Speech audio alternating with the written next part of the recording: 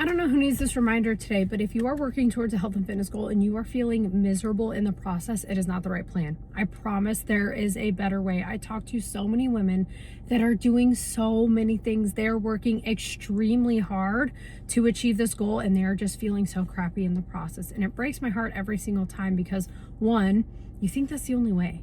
You really think that's the only way to get there and that you just have to be miserable and that's how you're supposed to feel.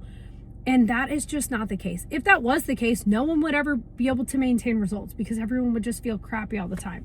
So a couple things happen with that. One, you don't even stick with it long enough to be able to see any kind of result. Or two, you do stick with it long enough and you just want to get there, you want to get there.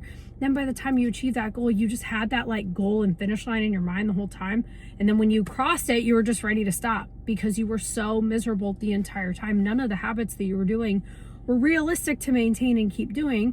And then you gain the weight back plus more because again, you're just like, you're burnt. You're totally just stuck. The amount of women that come into my program and the responses that I get, it's like they're always surprised at how good they're feeling. Yes, they're working hard. Yes, if they're in a deficit, they are hungry at times. That is normal. Yes, they are making sacrifices and maybe saying no to some of the things they were always saying yes to. That is a part of the process.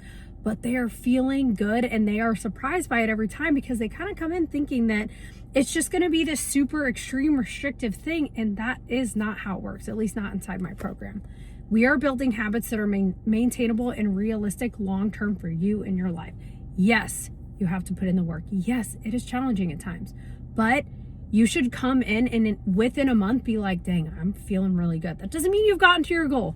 It doesn't mean you've even gotten the results you've wanted as quickly as you have because we're doing this in a realistic way long-term. But like, gosh, you could feel so good if you would just invest in yourself. I just know if it was me, if I'm struggling with an area of my business for time and time and time again, like I'm going to invest in it and I'm going to get somebody who is an expert at that to help me with it. So if you are stuck at this point where it's been years of this all in, all out, like starting and stopping, like maybe it's time you get some help and you do it the right way and you change the rest of your life.